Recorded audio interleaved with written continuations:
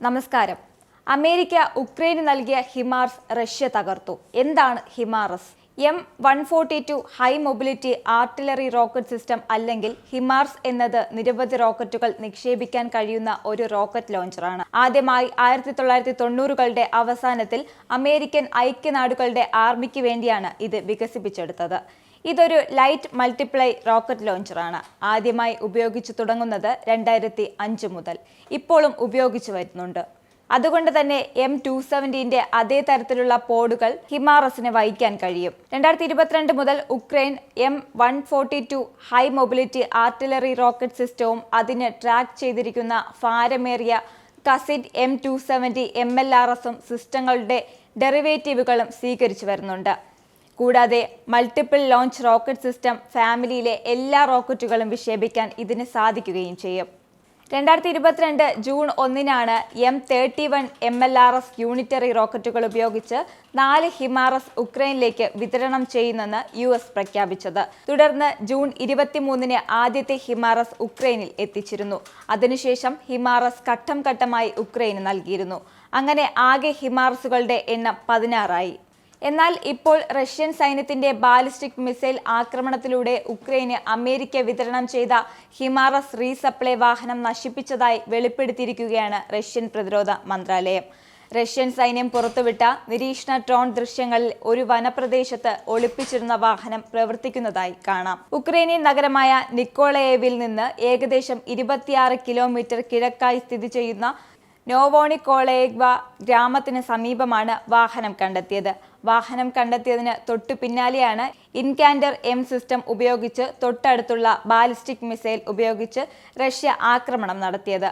ആക്രമണത്തിൽ 10ഓളം ഉക്രൈനിയൻ സൈനികർ കൊല്ലപ്പെട്ടിരുന്നു. നശിപ്പിക്കപ്പെട്ട ലോഡർ അമേരിക്കൻ നിർമ്മിത FMTVയിൽ പെട്ടതാണ്.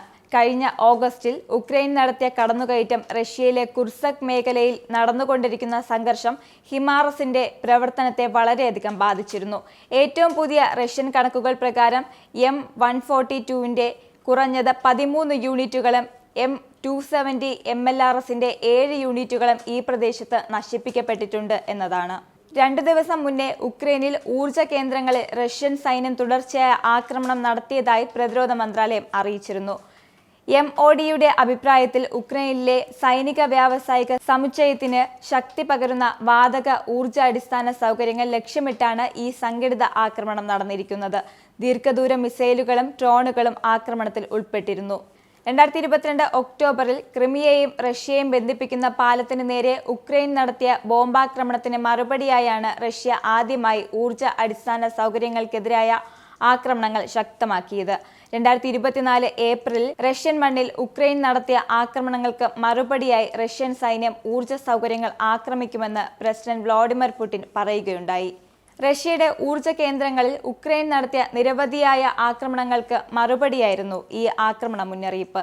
ഉക്രൈനിലെ ആയുധ നിർമ്മാണ കേന്ദ്രങ്ങൾ ലക്ഷ്യമിട്ടാണ് ആക്രമണം നടത്തിയിരിക്കുന്നത്. നിങ്ങൾക്കും ആനന്ദ മീഡിയയുടെ പ്രേക്ഷകരിൽ ഒരാളാകണ്ടേ? യൂറോപ്പിലും US-ലും ആഫ്രിക്കയിലും അടക്കം പ്രവാസികൾ ഉള്ളയിടങ്ങളിലൊക്കെ ജനപ്രിയ ചാനലുമായി ആനന്ദ് മീഡിയ ഒപ്പമുണ്ട്. ഏഷ്യാനെറ്റ് ഫ്ലവേഴ്സ് അടക്കം നിങ്ങളുടെ വിരൽത്തുമ്പിലെത്തും. ആദ്യം റോക്കു ബോക്സ് സ്വന്തമാക്കുക. അതിൽ നിന്നും ആനന്ദ് മീഡിയ ആപ്ലിക്കേഷൻ ഡൗൺലോഡ് ചെയ്യുക, ഇൻസ്റ്റാൾ ചെയ്യുക. എന്നിട്ട് 02085866511 എന്ന നമ്പറിൽ ഞങ്ങളുടെ കസ്റ്റമർ കെയറിൽ ബന്ധപ്പെടുക. അല്ലെങ്കിൽ +91 735 660 3747 എന്ന നമ്പറിൽ വാട്സപ്പ് ചെയ്യുക. ആനന്ദ് മീഡിയയുടെ സേവനങ്ങൾ സ്വന്തമാക്കുക. മറ്റു ചാനലുകൾക്കൊപ്പം ആനന്ദ് TVയും എൻജോയ് ചെയ്യുക.